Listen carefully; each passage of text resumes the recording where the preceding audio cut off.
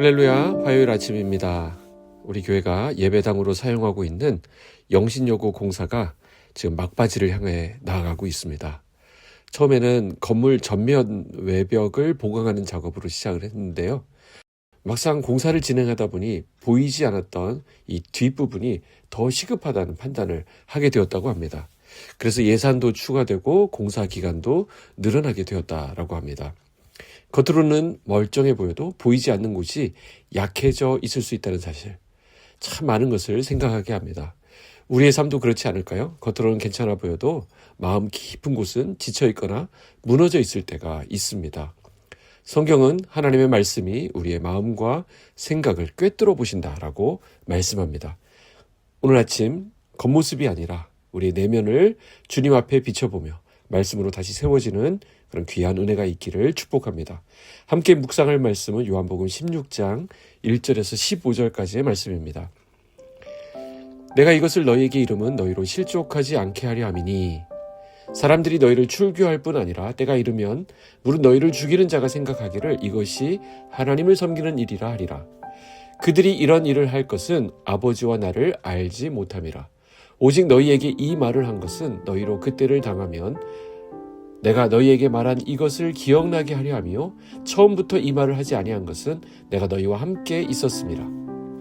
지금 내가 나를 보내신 이에게로 가는데 너희 중에서 나더러 어디로 가는지 묻는 자가 없고 도리어 내가 이 말을 함으로 너희 마음에 근심이 가득하였도다. 그러나 내가 너희에게 실상을 말하노니 내가 떠나가는 것이 너희에게 유익이라. 내가 떠나가지 아니하면 보혜사가 너희에게로 오시지 아니할 것이요 가면 내가 그를 너희에게로 보내리니 그가 와서 죄에 대하여 의에 대하여 심판에 대하여 세상을 책망하시리라. 죄에 대하여라 함은 그들이 나를 믿지 아니하며 의에 대하여라 함은 내가 아버지께로 가니 너희가 다시 나를 보지 못하며 심판에 대하여라 함은 이 세상 임금이 심판을 받았음이라. 내가 아직도 너희에게 이를 것이 많으나 지금은 너희가 감당하지 못하리라. 그러나 진리의 성령이 오시면 그가 너희를 모든 진리 가운데로 인도하시리니 그가 스스로 말하지 않고 오직 들은 것을 말하며 장래일을 너희에게 알리시리라. 그가 내 영광을 나타내리니 내 것을 가지고 너희에게 알리시겠음이라. 무릇 아버지께 있는 것은 다 내 것이라. 그러므로 내가 말하기를 그가 내 것을 가지고 너희에게 알리시리라 하였노라. 아멘. 오늘 본문이 기록될 당시 초대교회 성도들은 큰 혼란에 빠져 있었습니다.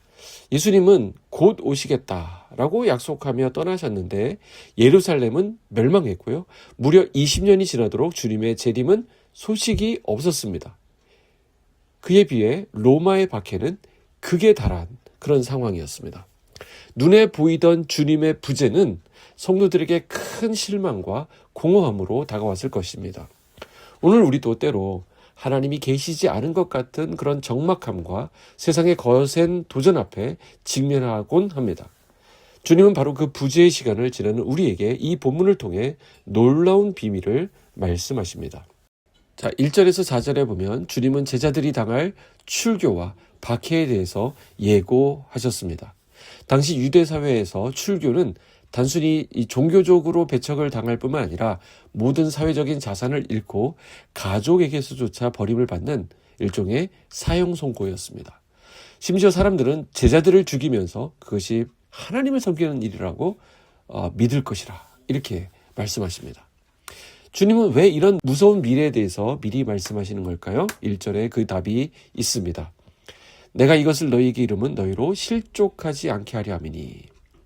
주님이 계시지 않는 것 같은 그런 상황에서 닥쳐오는 이 고난은 우리를 의심하게 만든다는 것이죠. 주님이 계시다면 어떻게 이런 일이 일어날 수 있는가? 그러나 주님은 이 모든 것이 하나님의 계획 안에 있는 것이며 우리가 걷는 고난의 길이 결코 실패의 길이 아님을 미리 알려주심으로써 우리의 심지를 굳세게 하시는 것입니다.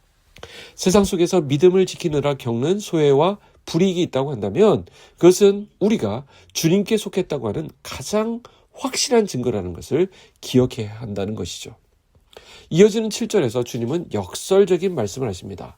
7절 보시면 그러나 내가 너희에게 실상을 말하노니 내가 떠나가는 것이 너희에게 유익이라. 자, 솔직히 말해서 제자들에게 이 주님의 떠나가심은 상실이었습니다. 그러나 예수님께서는 그걸 그렇게 보지 않으십니다.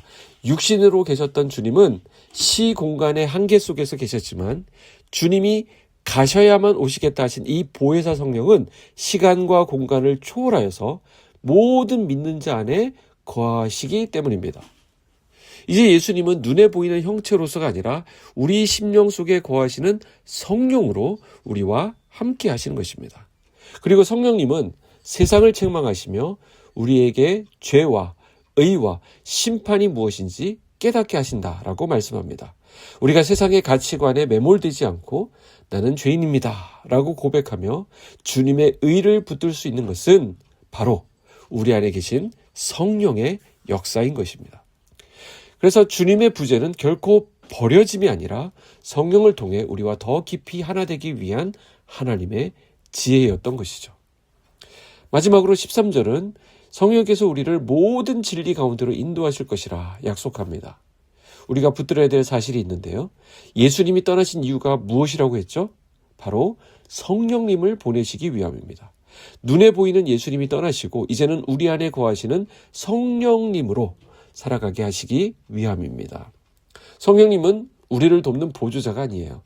우리 안에서 말씀을 깨닫게 하시고 혼란 속에서 길을 분별하게 하시고 예수 그리스도를 더 깊이 알게 하시는 하나님의 임재 그 자체이십니다.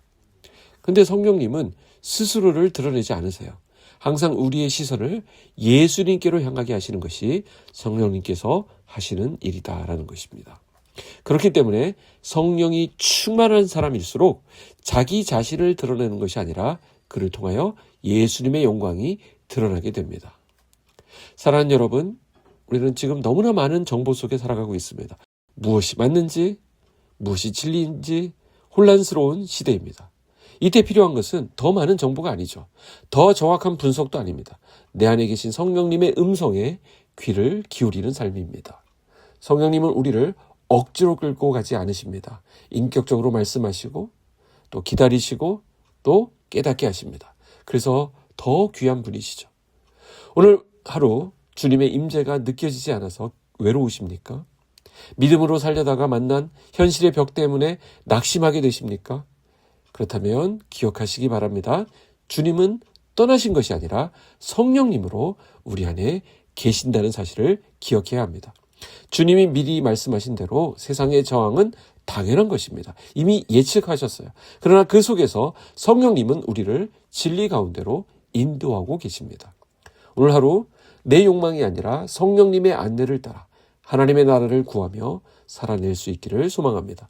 또한 주님의 부재처럼 보이는 그 공간이 성령의 임재로 가득 차는 은혜가 우리 가운데 함께 하시기를 축복합니다. 기도하겠습니다. 하나님 아버지 감사합니다. 우리를 모든 진리 가운데로 인도하시는 성령님을 기억하게 하시니 감사합니다. 사랑해 주님, 우리의 생각과 판단을 내려놓고 성령님의 인도하심을 따라 살아가는 그런 하루가 되게 하여 주시옵소서.